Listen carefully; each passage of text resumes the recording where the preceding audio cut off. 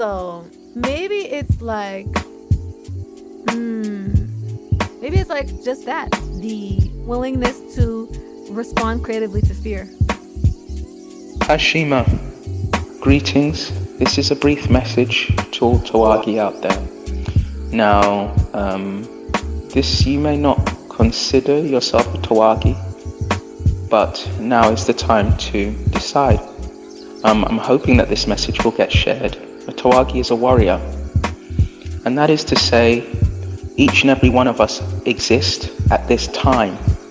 We came to be in this earth plane through tremendous odds, and that speaks of a warrior that is within all of us. But some of us, the warrior is sleeping, and now is the time for that warrior to awaken. And part of the warrior ideal is that we have domains of authority, domains of responsibility, beginning with ourselves, beginning with our body integrity, our mind integrity, our space.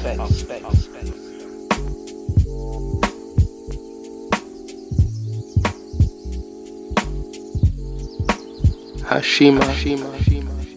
In this message, going to be asking everyone to do a focused meditation.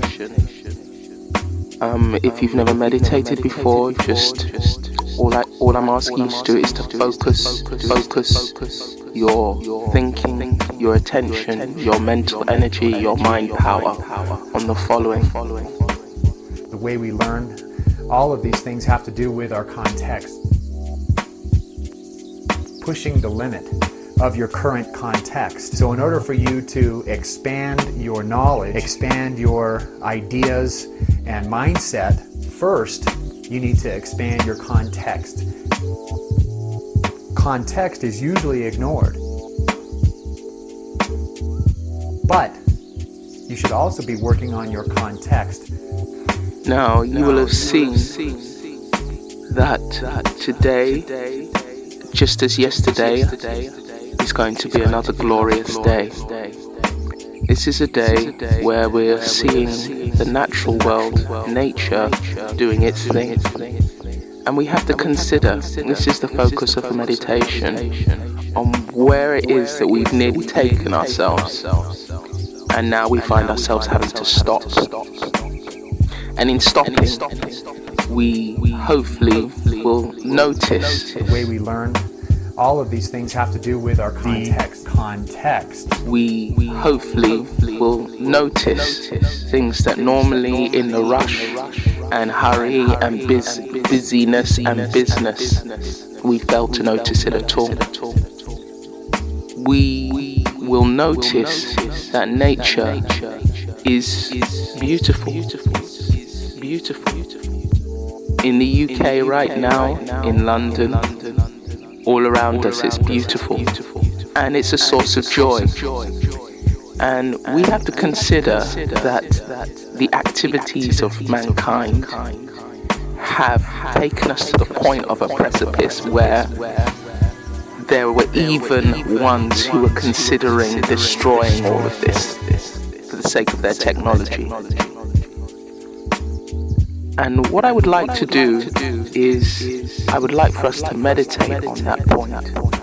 Or more, to be more precise, meditate on the point of raising up our consciousness and reacquainting ourselves with the natural world. Really appreciating that our very sense of well-being, our very sense of happiness, the thing that we claim that we're striving for when we're doing our busyness, is at stake when we do not appreciate all that is derived from the natural world, and that we're part of the natural world. Let us focus on that and hope that the mistakes that we have seen unraveling in front of us, the assumptions, the disrespect, the disregard for the natural world, that we raise up our consciousness so that we don't go there again. So that's the meditation. I'd like ones to really focus on it, because the more who really genuinely put their heart and mind to that, the more power it has. Have a good day. Hashima. The context. Here's your parallel from the ecosystem.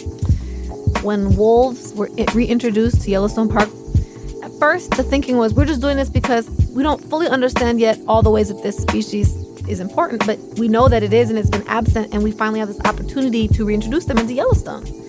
So of course, all the biologists are studying this like crazy, conservation biologists, and the first thing that happened was all the game who hadn't been subjected to any threats. They were at the top of the food chain. All of a sudden, they all became more alert and more responsive. And they stopped grazing constantly in the exact same part of the river. They had to move more because now there was this like threat of the wolf. So what happened is they start moving more. They start grazing higher up in the hills where they're less likely to be just, picked off in these low grasslands. So what happens is the banks of the riverbed get firmer, which means the flow of the river becomes stronger, which means beavers can come in and start to build their dams. Also, because the game is not grazing in the same area, trees that previously had been chewed up in their early sapling stages start growing. So songbirds return. All these species of bird come back into Yellowstone that had been absent because they didn't have the right canopy cover. And because the beavers come in, that creates more pocket environments for other animals, and that brings in more big predators who are eating what the beavers are attracting. So basically, this one species who had become dominant and very comfortable and at the top of their food chain, just the presence of them having to confront regularly and respond creatively to a little fear completely changed the health and the landscape and the sustainability of the ecosystem. The context. So maybe it's like, just that, the willingness to respond creatively to fear.